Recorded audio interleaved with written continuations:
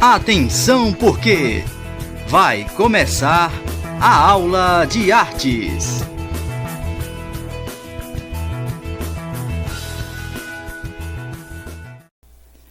Olá pessoal, tudo bem? Vamos começar mais uma aula com vocês. Aqui Paulo Brainer, 7º ano, a aula de número 7.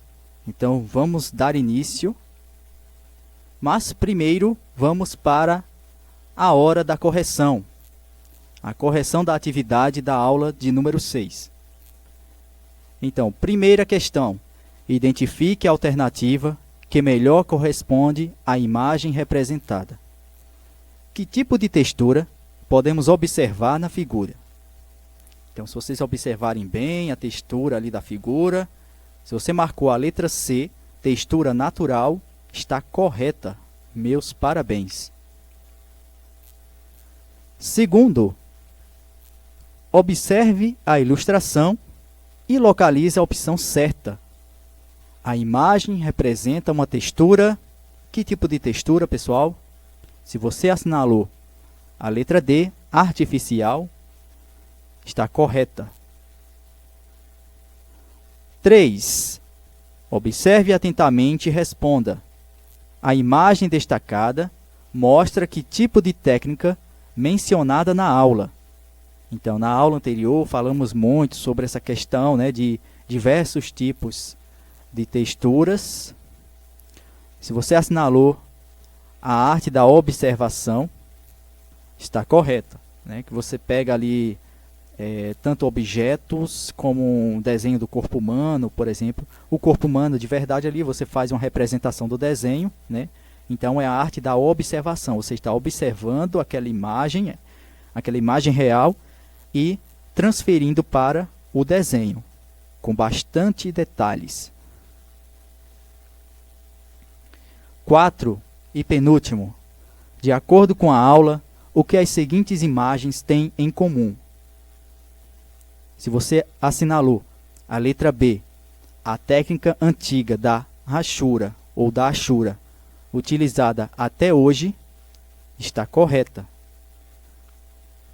Porque ali dá para observar, né, as sombras, linhas e cruzamentos, tá bom? Então, a técnica da achura é isso. E o quinto e último, observe o desenho. A imagem representa o quê? Vocês observarem bem, né? Ela representa a tecelagem. Então, a alternativa correta é a alternativa A, tecelagem. E agora, dando o pontapé inicial para mais uma aula, vamos falar sobre a dança e a sua relação com a arte visual. Ou seja, nesta aula vamos entender a origem da dança ao longo da sua história e as representações artísticas na pintura, tá bom? Então, as danças, elas são representadas nas pinturas, então vamos observar ao longo de cada civilização, de cada povo, vocês vão entender direitinho, tá? Logo, de cara aqui, podemos observar alguns quadros ali do Renascimento cultural, né? E quadros também que falam sobre o balé clássico, que fala sobre as danças populares e também que fala sobre a questão do balé, da valsa, né? É bem legal porque vocês vão entendendo melhor as danças sendo representadas através das pinturas. Mas vamos para a introdução, né, que é a história da dança. A dança nasceu com os primeiros seres humanos, através do movimento do corpo, da batida do coração, do caminhar. Os seres humanos criaram a dança como forma de expressão. Por meio das pinturas encontradas nas cavernas, sabemos que homens e mulheres já dançavam desde a pré-história. Então, desde a pré-história, né, existiam as danças, né, os rituais para os deuses, os rituais também de agradecimento. Então, era uma forma de agradecimento e eles dançavam, né, como forma de celebração diante dos deuses e semideuses. A dança é uma expressão artística que usa o corpo como instrumento. Assim como o pintor utiliza pincéis e tela para criar seus quadros, o bailarino serve-se do corpo. Então, a arte da dança é a arte do movimento, é a arte do movimentar-se. E o corpo é o seu instrumento, assim como os quadros e os pincéis são os instrumentos do pintor. Vamos agora para as pinturas que representam os diversos tipos de danças ao longo da história. E aqui vamos destacar as danças ao longo de sua evolução histórica e as pinturas sendo representadas. Aí exemplos ali, podemos notar na figura 1, o baile, tá? Então ali é um baile ali, com certeza um baile do século XIX, né? Mostrando algumas características ali, né? Tanto na parte das tonalidades de cores, vocês podem observar, né? Os convidados de preto, as mulheres de branco, né? Existem algumas mulheres ali de vermelho também, para diferenciar um pouco da parte do figurino. Na figura 2 podemos destacar o samba, né? E ali, além da dança em si, também existem os instrumentos, né? Que é o pandeiro e tudo mais, o reco-reco, né? Que representa também o samba. E por último, o balé, né? Que é o balé clássico e que surgiu, né? Na época do renascimento cultural, né? Na época do humanismo, uma época mágica, né? A época da valorização da arte, onde existia a especialização de diversos tipos de artes, tanto arte visual, a dança, a música, enfim. Foi um ano dourado, né? O resgate de valores, e foi muito bacana isso, e até hoje, né? Muitas pessoas do nosso cotidiano, né? Até hoje no nosso cotidiano, o renascimento cultural ele influencia as pessoas. Agora vamos falar da dança primitiva, que é basicamente, chamamos de dança primitiva, aquela que surge de maneira espontânea, ou seja, natural, né? Uma coisa que não é forçada. E é praticada por uma comunidade, né? Uma tribo, enfim. Geralmente é uma dança usada para celebrar um ritual específico, como as colheitas ou a chegada de uma estação do ano, né? É você pertencer a um grupo e dentro desse grupo você praticar rituais de dança em agradecimento a deuses, né? É aquilo que eu falei anteriormente, nos slides anteriores, que a dança primitiva ela tinha como principal objetivo apenas de agradecimento, né? Era celebrar a vida, celebrar as colheitas, celebrar as coisas boas, tá bom? Então, eles agradeciam aos deuses. Vamos lá, vamos dar sequência. Nas culturas indígenas, a dança é usada em festas ou a fim de se preparar para a guerra.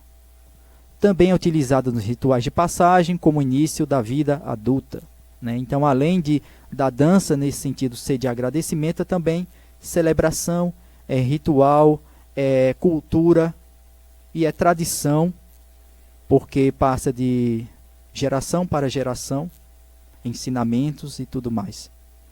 Vocês observem ali, existem rituais ali africanos, né, na figura 1, na figura 2 podemos perceber pinturas pré-históricas ali, e na figura 3, os índios, né, praticamente aqui da América. E as danças milenares, né? Falamos de danças primitivas, agora vamos falar de danças milenares, que são aquelas de civilizações antigas, como a egípcia ou a mesopotâmica. A dança tinha um caráter sagrado, sendo mais uma forma de honrar os deuses, e esse tipo de dança sobrevive até hoje em países como Índia, Grécia e também o Japão. Tá? Então, observem bem na figura 1, logo abaixo, um desenho representando a dança grega, né? E ali é uma pintura da dança grega mesmo, né? A pintura original mostrando como era a dança grega, e logo abaixo podemos notar a dança grega nos dias de hoje, né? Não mudou muita coisa não, né? Continua os mesmos movimentos, né? Essa questão de uma roda, né? Criar uma roda ali para desenvolver a dança grega. Tem também a tradição do quebra-pratos, né? Não sei se vocês já ouviram falar, na Grécia, é bem interessante isso. Na figura 2, podemos observar a dança do ventre. Quem já ouviu falar, né? Então, é uma dança de origem egípcia, a dança do ventre, tá?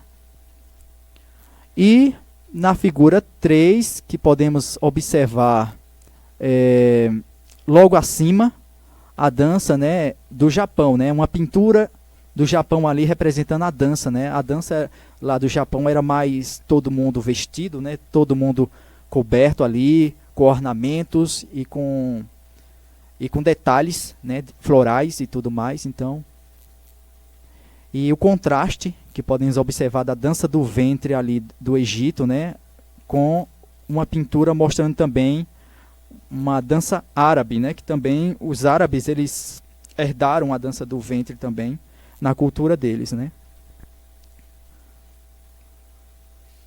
Vamos agora para as danças na Europa Ocidental.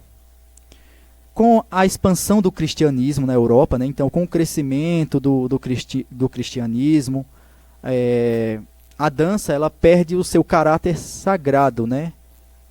E a moral do cristianismo colocava o corpo como fonte do pecado. E assim precisava ser controlado.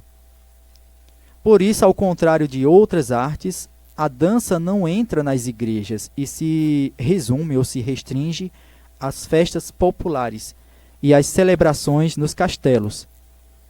Basicamente, podemos diferenciar dois tipos de dança na Idade Média, né? Em pares ou em rodas. Mas aqui, resumindo aqui sobre a questão das danças na Europa Ocidental, né? Na época da Idade Média, a igreja ela proibia, né, as danças, né? Dizia que as danças era por ser movimento do corpo, né, por questão assim de mundanismo, digamos assim, né? Eles consideravam as danças como pecados. Então as danças elas meio que nas escondidas, né, celebravam as danças escondidas da igreja. Então era uma época realmente tenebrosa, né? A época da Idade das Trevas, onde nem a ciência se destacava ali, porque todo o conhecimento, todo o direcionamento da sociedade era conduzido através das escrituras sagradas, né? Não existia essa questão das pessoas pensarem fora da caixinha dos conhecimentos bíblicos, né? Era mais relacionado com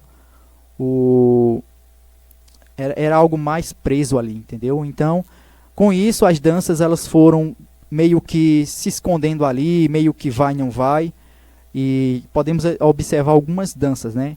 Entre elas, nasceu também a dança, uma dança bem bacana, né? Que foi proibida pela igreja, mas que sobrevive até os dias de hoje, que é a dança da carola.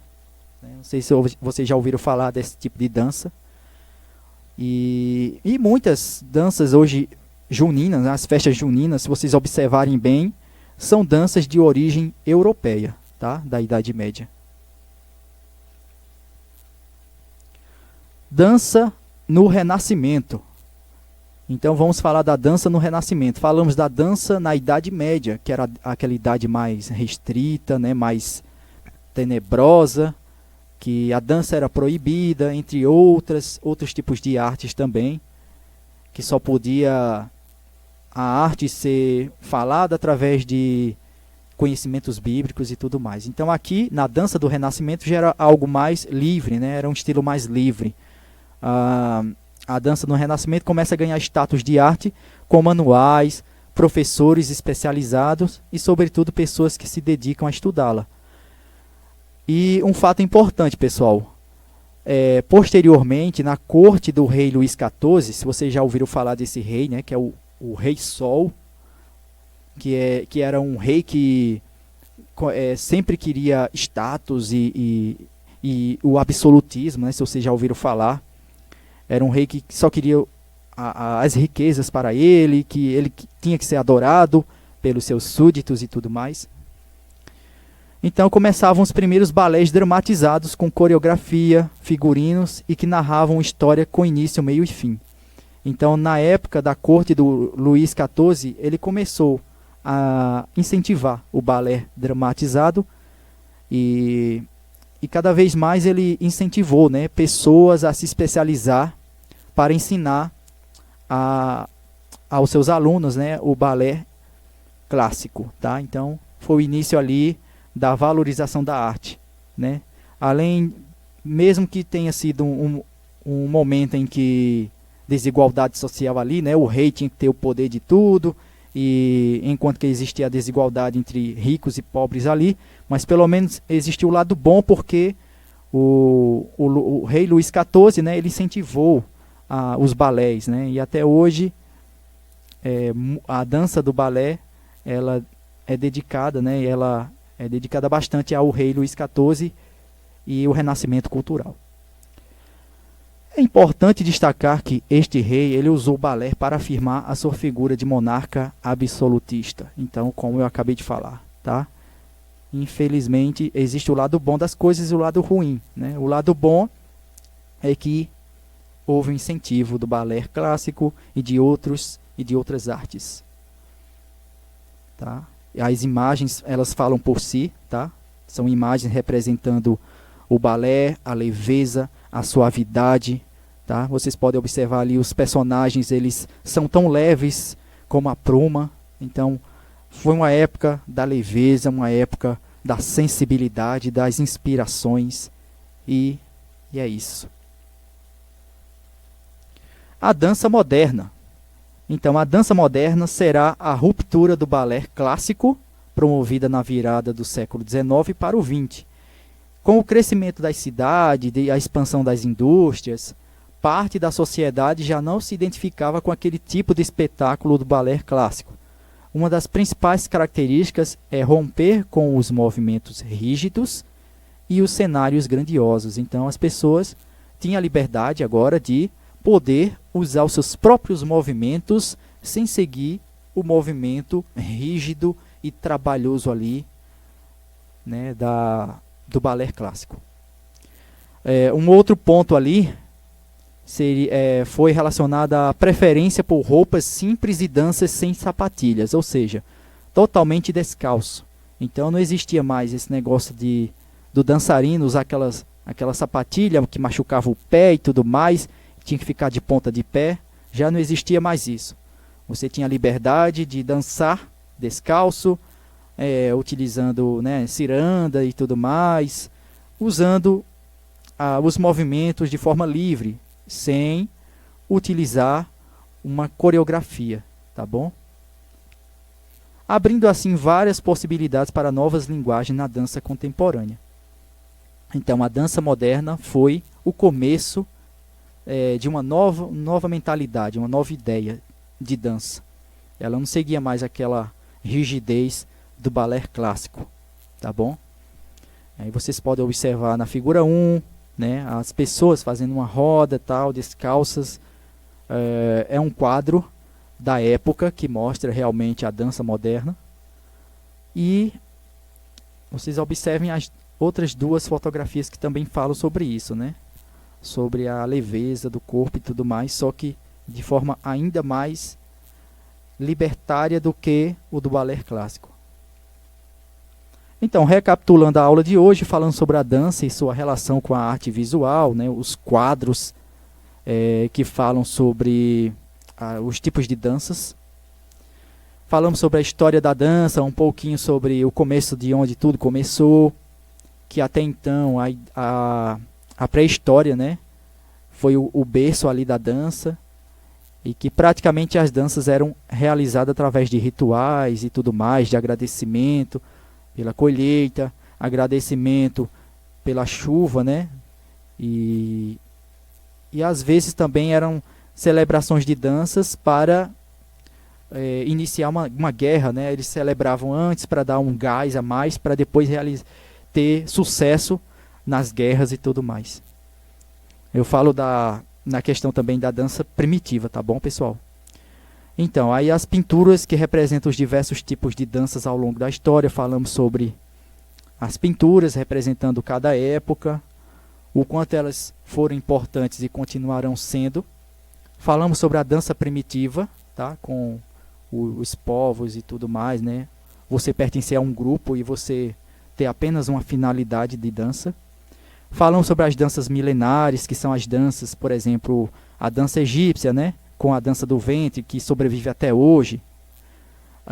As danças na Europa Ocidental, né? Falamos sobre as danças que eram proibidas pela igreja e tudo mais, mas só que elas sobreviveram, né? Foi um momento turbulento na história, por isso que a Idade das Trevas, né? Porque além de ter a proibição de dança, da pintura, das pinturas e das artes no modo geral, também foi um período de peste, né, da peste negra, né, um período de doenças e tudo mais. Então foi um momento difícil da nossa sociedade. E falamos do Renascimento, né, da dança do Renascimento, que foi já o status ali, né, o clímax, né, ou seja, o momento que a dança começou a ser valorizada, que já tinha essa preocupação pelos governantes de especializar os professores para ensinar os seus alunos, né, e aí tinha que ter a especialização na dança, e entre outros tipos de arte, né, tanto visual, musical, enfim. E por último falamos sobre a dança moderna, né, que agora já existe a dança contemporânea, que pegou carona com a dança moderna. E a dança moderna é o seguinte, é a liberdade, né, que você tem dos movimentos e tudo mais. Você não precisa mais seguir aquela questão rígida, né, de usar sapatilhas, decorar movimentos e tudo mais. Você tem a liberdade agora de criar seu próprio movimento, e agora, né, a sua dança é descalço e tudo mais. Você tem a liberdade, enfim, de não seguir uma determinada coreografia, beleza? Então é isso, pessoal. Aqui são as referências para a realização do material. Aqui podemos notar as fontes de pesquisa para a realização desse trabalho. Sem eles nada seria possível. Aí vocês podem observar, né, a história da dança, enfim. Então é isso, pessoal. Agradecer por tudo, obrigado por tudo, pela atenção de vocês. Até a próxima. Valeu, pessoal, e fui!